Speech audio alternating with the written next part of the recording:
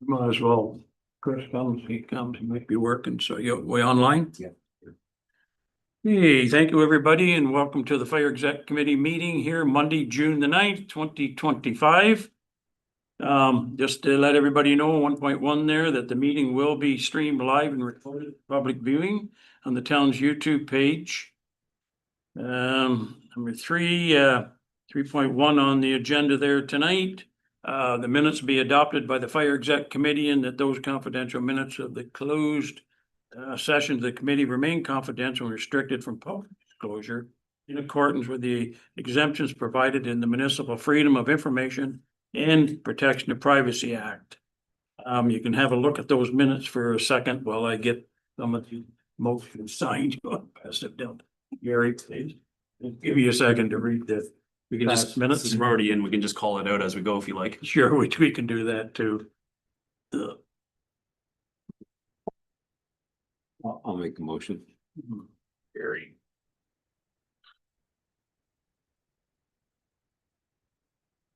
Christian second. Sure. No one else can, so. Yeah, but it sounds official.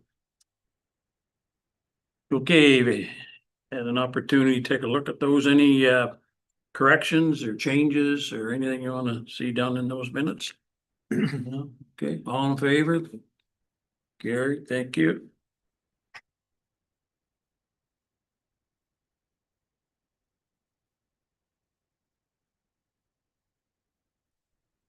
Okay. And item number 4 was business arising. No business arising.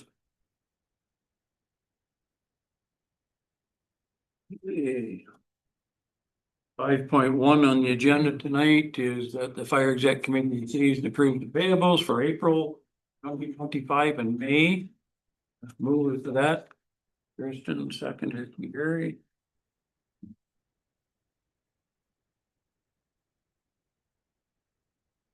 Okay.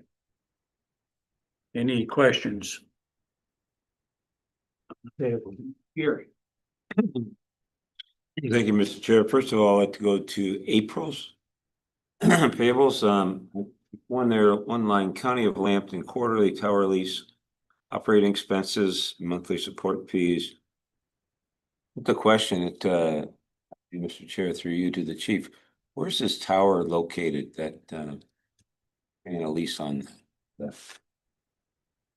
Through the chair. So these would be all of the towers in the entire system that support the whole county system. Well, not just one, there's several of them that we. Right, and we pay our based on the number of stations. Each department, each municipality pays a portion based on their size. Thank you. If I may, Mr. Chair, I have a second question. Next line is fire prevention services, breathing air compressor. I see we paid almost $3,000 for that repair. Is that up and going now, Chief? Through the chair, so that's Fire Check Protection Services. That's the company, the name of the company that services, does the semi-annuals. Yeah, semi-annuals on both breathing air compressors. There was no major errors, no major issues with them. There was just regular maintenance on both stations compressors. And we're in good shape then there. Yeah, no issues there, just regular filters, and there was a gasket or something. Yeah. That filters and everything else, and then also that they do an air sample quality check on them as well. So.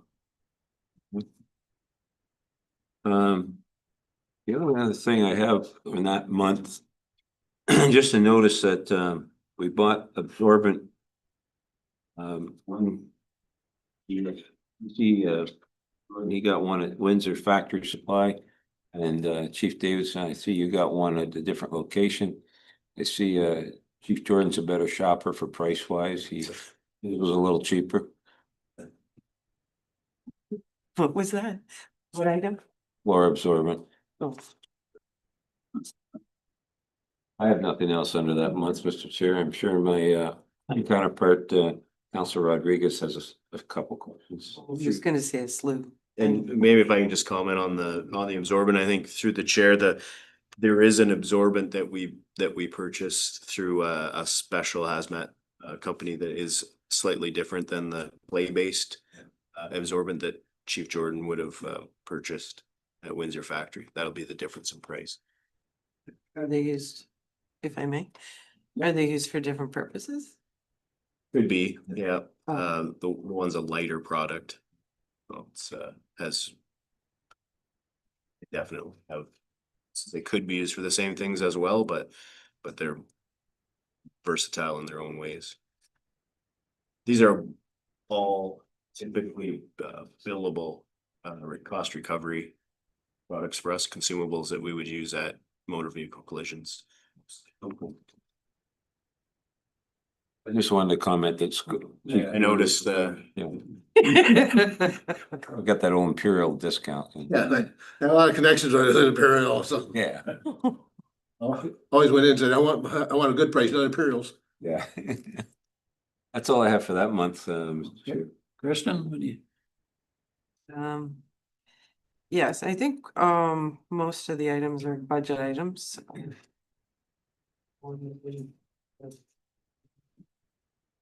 Is anything that's really?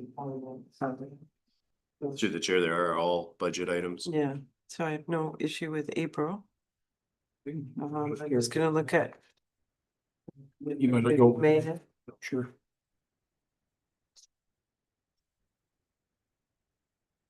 Okay. So then the helmets on line one, again, a budget item, larger expense. Ladder 3, so we have ladder 3 and pump 3, so this is the new truck. I see it has more expenses adding up on it, yeah, really. I do see some of it was cost recovery from the association. Do we have any more anticipated expenses on that? We do have through the chair, we noticed a hydraulic leak with the truck, so we're getting that looked at. And there is an issue with the monitor on the tip of the ladder. Vendor thought it was a motor problem, and they replaced the motor, and that didn't seem to fix the problem, so waiting for them to figure out what the problem is there, re-diagnose it.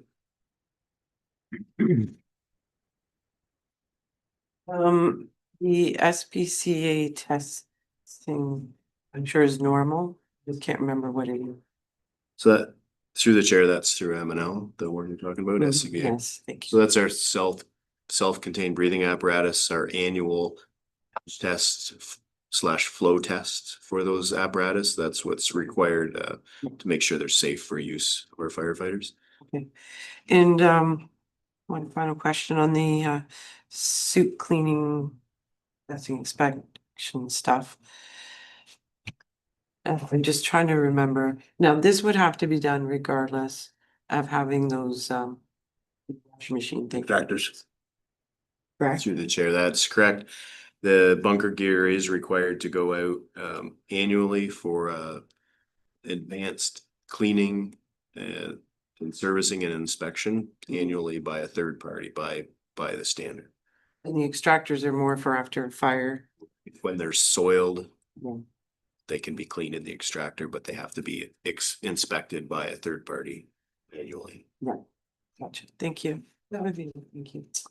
Gary, anything from me? Yeah, just a couple questions. Number one, the refrigerator. See, we had spent a little bit more money. Is that working now? We've had some issues with it. Through the chair, you'll notice the recommendation was to replace the refrigerator by the company, by Ainsworth. We had some discussions about how we got to that point. The refrigerator has been removed and is now has been disposed of. We didn't feel we had a need as a fire department for a refrigerator that large. And the real need for it was the association in Wyoming, the Wyoming Firefighters Association. And they have now purchased a new refrigerator. Well, so it's in place, so they'll have it for their bacon burgers this coming weekend, Saturday, 9 to 2. So 9 to 2, yes. Okay, thank you. I see we replaced antennas on 5 trucks. Bearcom did that. Is that a normal thing that, or did we have issues with them? your, through the chair, your comments reflect mine very much. We've been having radio issues, and they've been attempting to find the problem with those issues or with our issues. So they tested the antennas, found that they were defective and replaced those 5, which is supposed to bring us a resolution to some of our issues there. So they assure me that they were replaced because they were all defective, which is usually a result of being like hitting something overhead, like a branch or something like that, get bent, for example. Okay. Hopefully it's rectified the situation. I hope so, but I'm not. It's pretty new. Like this didn't happen too long ago, so we don't have a lot of history, but I'm not seeing some big impact to the change that I thought we would. Yeah, thank you. And Mr. Chair, my last one, just an FYI for myself. What and where is the after hours phone? What would that be? I'm sorry. The after hours phone? See, there was a line in there about replacing it or something to do with it. Yeah, I just wondered, what it would be used for. I did not see that in there. It's the 4th line down on me. And it's a typical monthly fee. Oh, you don't know where the phone is? I have no idea which phone is being identified as the after hours phone. They're all after hours phones. I know the roads department has one and the fire department has one, so. We'll look into where that is. Okay. Call it. Your purse. Oh, Right? After hours of, Right. Seen that? no, I've never seen that charged before, so. Oh, I've seen it. Okay. we don't know where the phone is. That Bell Mobility bill will identify it with the claim too, so. Okay, that's all I have, Mr. Chair. Do you have any comments? Phone. Which after hours phone? There's one for the fire department. Nobody reads it. Maybe one of Not your. on my list. Oh, It's in May's tables. so Only what you see there is sometimes a holdover from previous descriptions of phones. And as the accounts get updated, they don't necessarily update the description. So I will go into the Bell account to see if there's an after hours phone for the department, but I don't recall seeing one, and I'm usually in there once a week to check on things, so. Well, even the price they're charging for it. You don't even quarter, even match up with any of the others. $1.25. With tax, that's about right. We pay $5 for unlimited talk and text. Oh, do you? Okay, because the other ones are all 21.50 With data. Yeah. I just have maybe, I'm hoping we're getting close to being done spending on that ladder truck, because we bought that thing, it was supposed to be ready to go. Being used every day, she was all safe and everything, and boy, we've spent, well, here's another over $5,000 now. Appreciate the fact, and I'll make note of it, that the association has paid for replacing the lights and LED components and stuff, so they paid for that, so it's actually only $4,000, but hopefully we're getting close to. Through the chair, I can echo those comments. I also feel that I hope we're getting close to the end of the expenditures. I will caution you that we did just a 22-year-old vehicle, and 22-year-old vehicles are something we've tried to get out of the fleet for a long time. They do come with extra repairs as they shake a little more and develop leaks and whatnot. We have been using it a lot in training, so one thing is problems are being discovered and, you know, maybe through usage, problems are being caused. So, yeah, I'm hoping that it's soon to be soon. As far as I'm concerned, the major expenses with it, should be done once the, yes, touch wood, once the monitor on the tip of the ladder is working properly. Right now, it will not monitor properly. Oh, okay. And that's probably one of the most important parts of having a ladder truck is that hose up there. Agreed. Okay. All right, that was just a comment I had. There was one other one I was, I was gonna ask a question, but then I kind of realized what it was for when we talked about resetting the toilet in the Wyoming washroom. Well, how's reset? Okay, it must have reset it on the pedestal. I thought there might have just been a reset button. Electronic toilet. Yeah. Okay, the fire exec committee receives approval, payables for April 8th. Gary, thank you.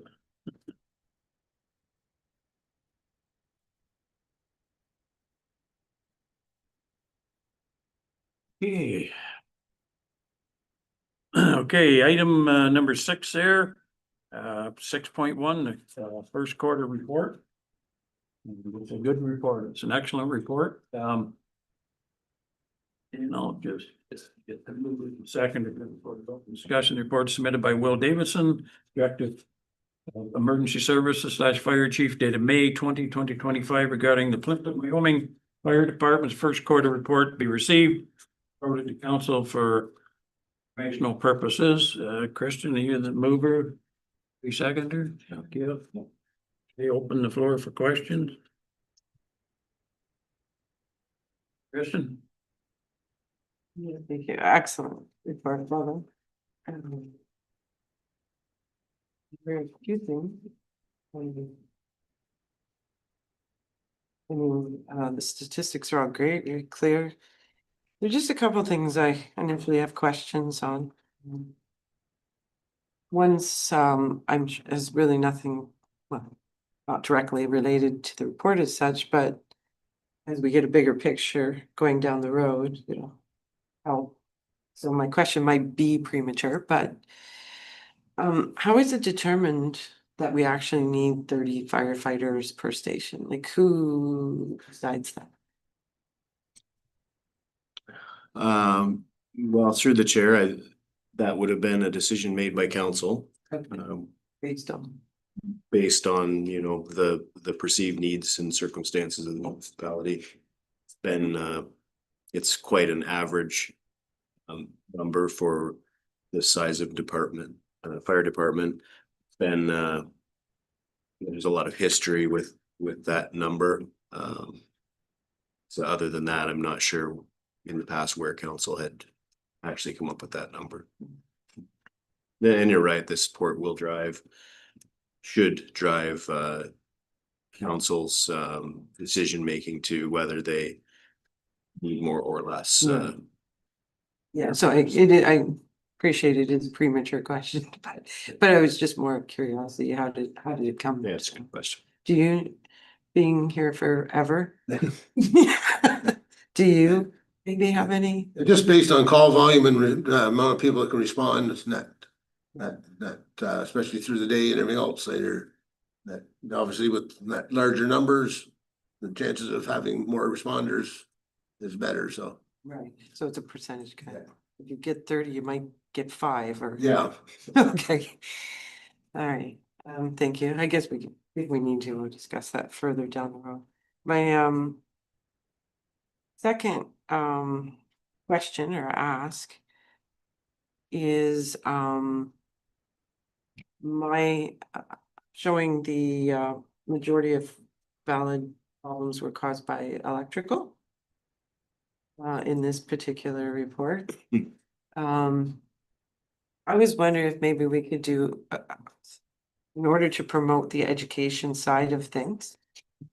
Seeing as electrical was the highest cause of fire in this quarter, could we do a social media post once every quarter after we receive this report and kind of highlight whatever was the standout of the report as part of the educational marketing type thing. I don't know how possible that is, how much time you don't have on your hands already. Or what is council, rest of the committee, that idea? Or you could just include it in this report. Why? More specific on what those electrical. And it wasn't so much about that. I appreciate we have a report here and a Yeah. public agenda. But more on the social media side as promoting the educational side of things outside of nobody's going looking for this, you know what I mean? Where if you're promoting it on social media, it might be seen more. And it's just a little bit more due diligence in our education. That's all I was thinking. More of a marketing. Well, maybe when you do your training, you go to different areas, you do different training schools and stuff like that. Do you talk about that kind of Mhm. stuff? And I, Yeah, through the chair, go ahead, Bill, sorry. I would, it's a really good thought, but I would just caution that we're working on. And this is actually the caution that I got from our records management company. As we tried to get, Nicole and I tried to get these numbers together. And some of the stuff looked askew. Mm. But they really cautioned us that you're taking a really small snapshot. Where we don't have a lot, like we're already what they would consider to be a pretty slow responding fire department, like not slow in our actions, but we don't have a lot of calls, a lot of fire calls.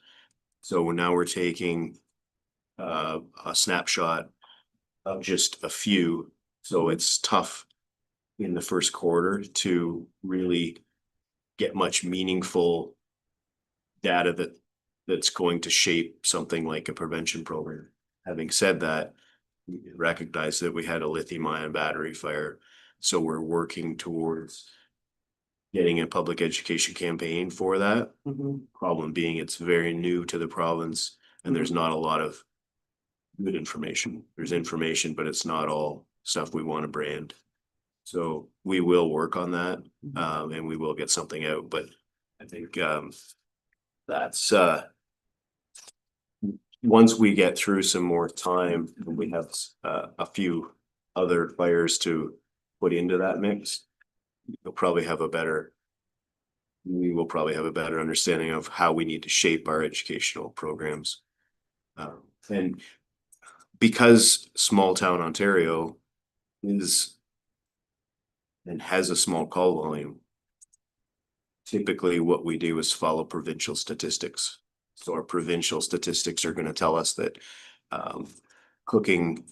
unattended cooking fires are the #1 cause of home fires in the province of Ontario. Mhm. So we'll already start to shape all of our campaigns towards that. But you bring up a valid point, and I think lithium-ion batteries fit that very well. Interesting. I didn't see the harm in this at all. No, there's no harm in it, just It's a good education on a local basis of what's affecting your community versus provincial. I mean, I'm just having a hard time seeing the downside well, you're of looking at promoting anything. basically 2 calls, 2 fires.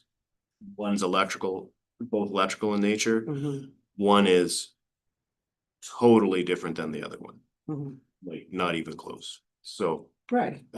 so the campaign around that would be, I think what we would be best suited for is something on lithium-ion batteries. Start to get, okay. Yeah, okay. I wasn't really talking about any campaign or anything. I was just talking about highlighting quarterly report Yeah, no, okay. through social media.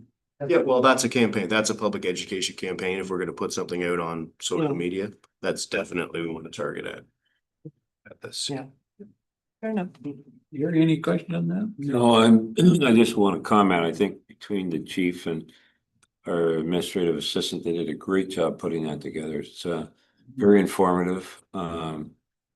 Those questions, the answers are right there, so kudos to both of them for the extra effort in doing that. Thanks for that, Gary, and I know Kristen's pushed this for quite a while, to get this kind of report. This is something we've asked for a long time, and especially when you look at these pie chart kind of descriptors, it gives you a good, to me, general public, a good idea exactly what Kristen's bringing up here about electrical versus undetermined. You can see here where the big hitters are, and so it makes it clear. So, you know, the public can look at this too, look at this, and I'm sure they will be. After a meeting, there are people that are tuned in to these meetings. Watch it on YouTube, I do get questions, but we really do appreciate this. I think it's extremely important for not only this committee, but for the council to see this and understand what is going on with their fire department. It's one of the biggest departments that we have here in this municipality. 60 firefighters, chiefs, and you know, it's important to see what is going on. How do we justify this or that, or, you know, whatever. So thank you for the report. Other than that, I don't have any questions on it. It was interesting reading. Yeah, I enjoyed it, and further questions is pretty self-explanatory. Can I add to it, through the chair, if I may, that what it was expected, and I think Nicole and I found that we uncovered things that we will need to change processes going forward as far as reporting and making sure that it's a garbage in, garbage out world. So we have to make sure that the information that's coming in is in a format that works for us coming out into a report like this. So we learned a lot by doing this. We learned a lot about our records management system, that we of course learned about the positives of it, but we learned some negatives of it and some lessons to brush up on going forward. So I think it's a good exercise for sure. Yes, Kristen. I'm sorry, the motion on this is just to receive it? Is Yep. that correct? Or be received and forwarded to council for informational Oh, purposes. that's what I didn't, I wanted to make sure it was being forwarded to council. Yeah. For information purposes. Yeah. Okay, gotcha. They get all our, Sure. anyways. Okay, if there's no other questions, all in favor of that report? Carried, thank you. Okay, moving on, item number 7 on the agenda tonight, there are no bylaws. Number 8, correspondence, no items at this time. 9.1 there in correspondence, recommended reading and routine approval for information items. 9.1. Really happy to see this one, Joint Health and Safety Committee meeting minutes. You have minutes there from both stations, which is awesome. So you can read them if you want there, just anything. It's more information on these 2 meetings, just kind of bringing things up to speed. We appreciate that. It's what we needed to have by law. So this is good. Yes.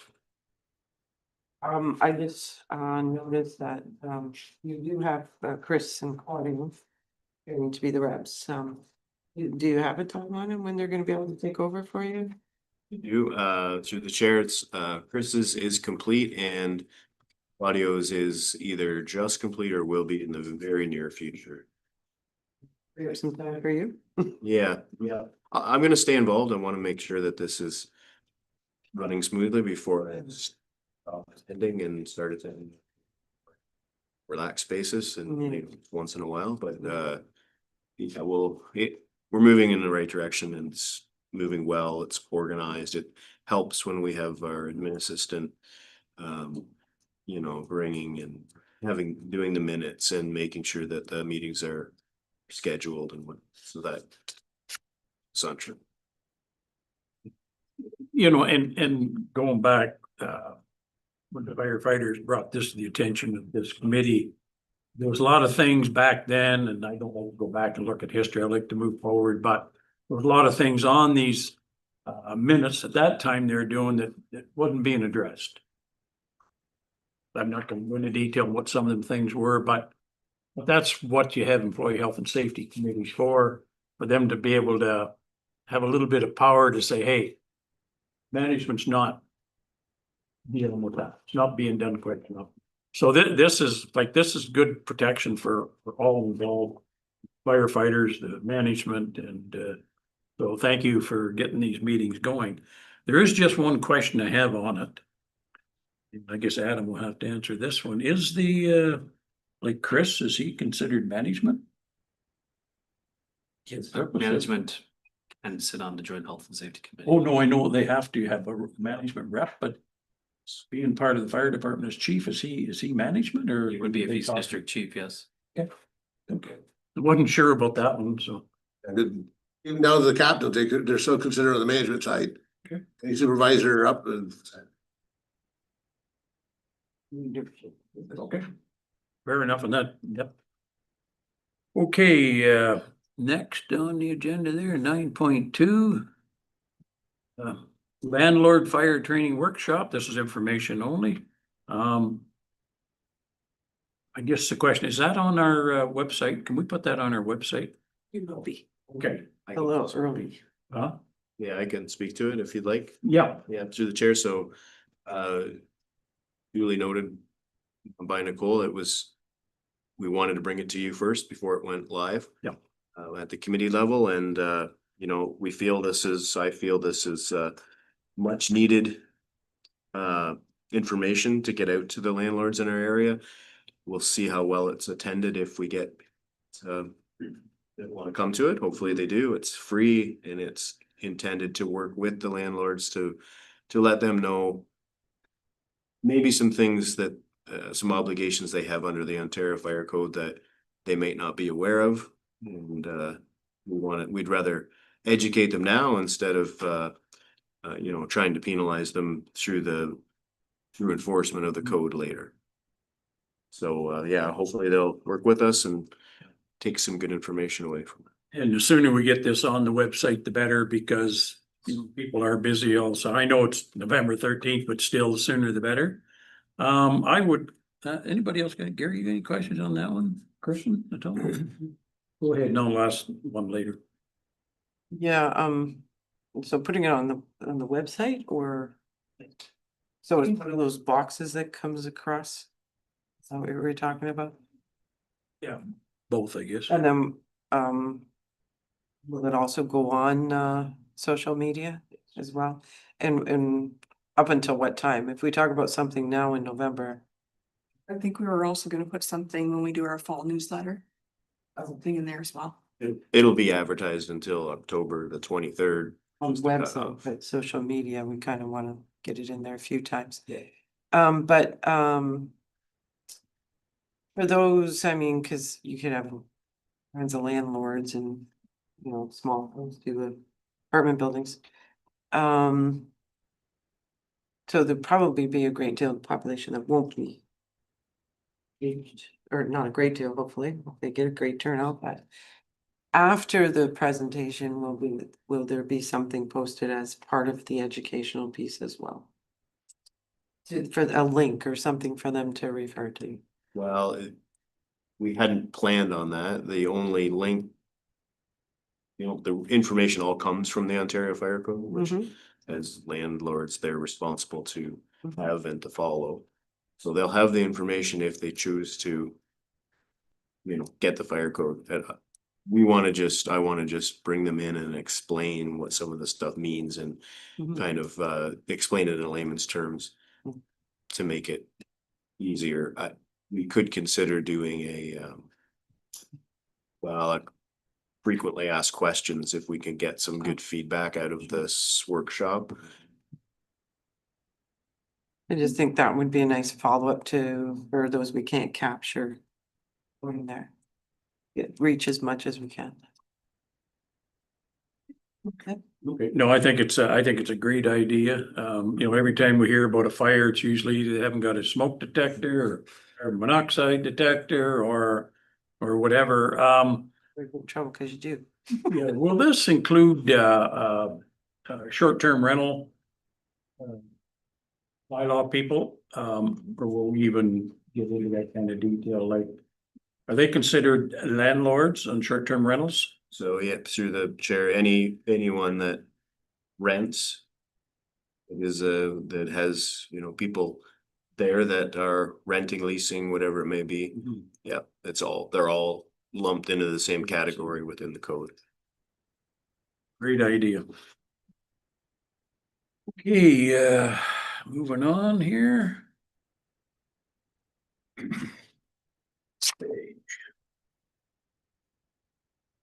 New business. Here, I have nothing, Mr. Chair. Christian. Chief, yeah, no. Adam, Nothing tonight, sir. nothing. I know you're gonna have a couple things, right? So I'll just bring up a couple things while I got the floor. One was at our environmental meeting last week, it was brought up about notification for usage of fire hydrants that Jacobs needs to be notified as quickly as possible after the use of any fire hydrant at any time, like the next day or within a very short period of time. The So- winter time, probably as soon as the fire is complete, they should be notified to get those pumped out. This is at any time in the meeting. They want to know, even in the summer, because of corrosion or whatever down in the seats, want to be able to be notified the next day or within a couple of days. So I was asked to bring that to the committee. Chief, you got it? Yeah, I can comment through the chair. It's pretty well the same message that I was pushing out not too long ago. It went to our last chiefs meeting. We discussed it. It's gonna go to our next all officers meeting tomorrow night. We'll discuss it to make sure that everyone knows that is the requirement. Has been happening for the most part. I think there was a period of time where it may not have been, but we've already corrected it, but we'll make sure that we keep getting that message out. Thank you. Second one I had, very simple, one of the yellow flags is actually at the corner of Hillcrest Road and Lakeshore. One of your yellow flags is broken off and laying beside the fire hydrant. It's been there for 3 months. So we talked about a little bit before this meeting started, who even repairs those or whatever. So I'm just bringing it here. Doesn't matter to me who repairs it, but the snow's not that deep yet, but it is laying there, so. Who does it? We talked, maybe it's Jacobs, maybe it's our fire, I don't know. Yeah, I think we landed through the chair. I think we landed on if you could just send Mr. De Silva an email on that. Direct the appropriate person to take care of it. You want me to do that? I can do that, sir. Okay, thank you. Yes, Kristen. Yes, but we're referring to these flags. Does somebody put flags up and then they're? It's a Hillcrest Road and rigid marker stick that comes up above the hydrant. Typically, they're there so that they don't get hit with a snow plow, so they're up above snow level. So it's more That's their visible. only purpose, is for snowplows? Or for Well, winter maintenance bearing, and you know where they are too? they're easier to see, of course, Okay. but we And have they're- the smaller reflectors on the ports. See them at night. Some have these raised. Because the snow could bury them. Yeah. So typically you guys do, somebody does a run around to make sure they're all up once a year or something? Don't they do like, Fire department. does no, that. like, Jacobs does. Jacobs? Fire hydrants are inspected once a year minimum as per legislation. Okay, so it would eventually get addressed then? Is what I'm Yeah, asking. I just bring it up because it's probably gonna disappear. if it- Yeah, sure. I was gonna pick it up, but yeah, better keep your hands off. Better tell the right people in here. Yeah. Okay, Adam's got that one. And the other item I had would just be to put in the minutes of the Bacon Burger Day for the firefighters, and that's on the 14th at 9 till 2. And I Sure. think Mr. Mayor, the Honorable Mr. Mayor would like to make a comment. Well, just a question, Chief, would you like some council's assistance, or do you think you've got enough coverage there? 'Cause I know last little while we have gone over to help. The council has no issue with that at all. Through the chair, so I do appreciate that, much as it's it is an association event. It's out of my purview. But I could say this as a longtime association member that I'm sure they would very much appreciate any help they can get. I can extend that on to them, the offers there. If Captain Freer wanted to let me know that we have a council meeting Wednesday and I can, the council then, I will, I'll get him to let you know. presuming he's still. He is, in charge of that, I believe, yes. No.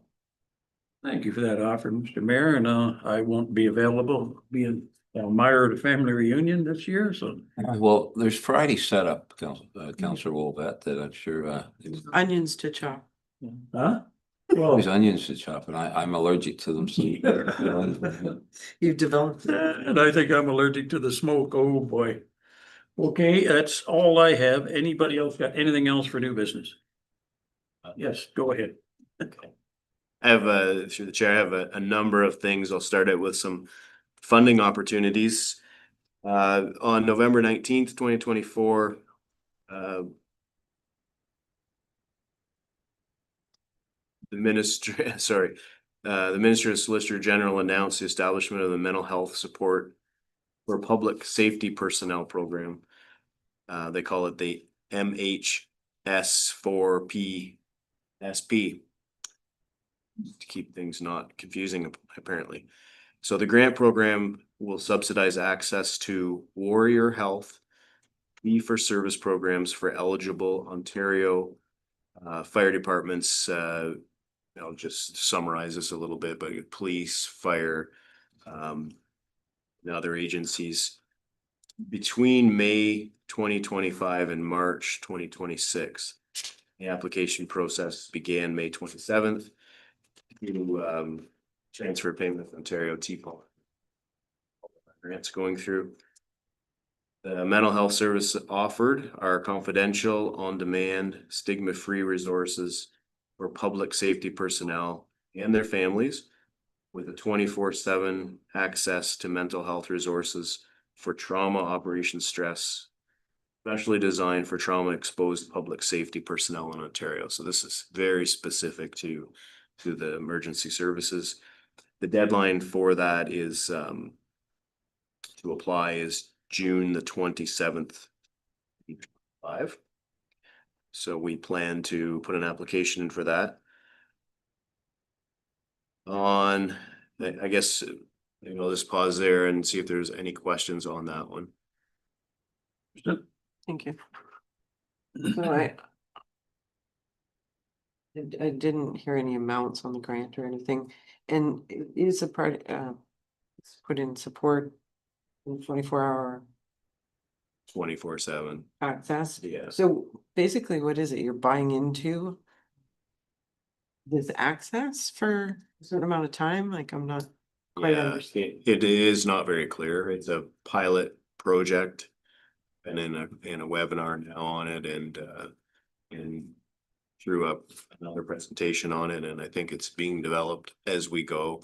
But it's in a nutshell, it's there for our first responders to access mental health concerns 24/7, access to people who are specifically. It's that step above our regular EAP program where they're not people are, you know, specially Yeah. trained to deal with that. So That's okay. I was. yeah, I don't think we have established amounts at this point. I guess more to my, and I think there's existing resources that we're not using the money to set up. Investors, the resources are there. It allows to buy into that access. Basically, it's what I'm saying. Yeah, and I entirely understand your confusion and echo some of your comments there, but because it is confusing in the beginning here. Some of this process is free. Mhm. And then some of it will not be. And basically the best I've heard it described is the piece that the municipalities engage in this is not free. That's a fee for service. But individually, people will access it for free. That's all you have to. Go ahead. Okay, on May 5th, 2025, the Fire Marshal's Public Fire Safety Council announced two new funding opportunities under the 2025 Safe Community Initiative. One's called Project Zero and the other is Project Assist. So Safe Community Project Zero is a public education campaign developed by the Fire Marshal's Public Fire Safety Council and Enbridge Gas. This initiative provides select Ontario fire departments with free combination smoke carbon monoxide alarms for distribution in their communities.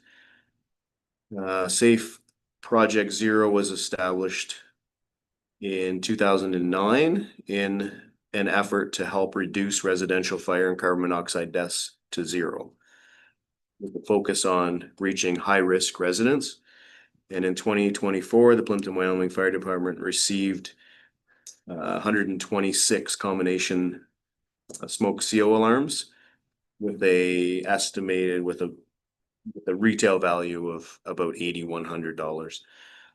The application deadline for that this year is June 20th, 2025. So we intend to apply for that again. It's a big part of our smoke carbon monoxide alarm initiative, which we're just kicking off another, or we'll maybe say the first real big push is coming here soon. We're just laying out the groundwork for that. We'll start with a door-to-door campaign in our identify as our high-risk areas. That will help us immensely. How did we do on the last 120 some? Did they all go out? Not all, Not all? Okay, so we'll have but some. they're still available. Okay. How were they distributed last year? At all different events, nothing really, no big, The door. right? So I have some engagement, one firefighter in particular who's very keen on helping with this, so that's a big win for me to get someone kind of to spearhead some initiatives. And when people are passionate about it, things get done. And we'll get this one started, and then we can roll year to year into these campaigns. Is that the same? No, it's two different. Yes, it is. Sort of. Yes, it is the same. Okay. Next one. Established in 2012, Safe Community Project Assist. So this is still the Safe Community Project. It's a campaign developed by the Fire Marshal's Public Fire Safety Council, again with Enbridge Gas, that assists volunteer and composite fire departments to purchase educational materials, firefighting, and carbon monoxide training. This program was designed to supplement existing training in the communities where Enbridge Gas operates. Safe Community Project Assist is funded by Enbridge Gas and provides selected fire departments with a $5,000 credit for purchasing educational materials from the Fire Marshal's Public Fire Safety Council Distribution Center. So the application for that, the deadline is also June the 20th. We intend to for that as well. Yes, good. Have we applied for that in the past? You know? I can't answer that. We did get a grant before I started that was for educational material, and I don't know if it was that one. It was through the Public Fire Safety Council, but it may have been a different initiative. So I'm not 100% sure if it was the same one. Okay, that's it? I have a few more. Sure, carry on. Talk a little bit about the AODA grant. It's a previous grant that we applied for and we got. I'm gonna get some more information to the committee in the future here as we discuss changes in the scope of the project from what we originally had discussed. So there'll be more information to come on it. Just want to report that all apparatus has now been undercoated / rust proofed, I guess is maybe the better term for that. So that was something that hadn't been done in a while. So that's all, the entire fleet's done now. As we talked about in accounts, our SCBA have all been flow tested, bench tested. That's all of our SCBA in the department. Our bunker gear has all now gone out, as we said, for the annual advanced cleaning and inspection. That's all complete. We'll be participating in a mock disaster with Wanstead Farmers Co-op. The date hasn't been selected yet. This is we were approached by a consultant that they have hired. They have a requirement to do one every few years. So we'll work with them, and it can only benefit us in our response to that large industrial facility. If I may, question Chief Davidson, is our emergency management, you're gonna be involved with it as well? It's just strictly a fire department, anyways. Through the chair, at this point, it's just for fire response. So as talks happen, if it becomes something that they feel they want his input on, I'll definitely involve him. This is at the Wanstead location? Yeah.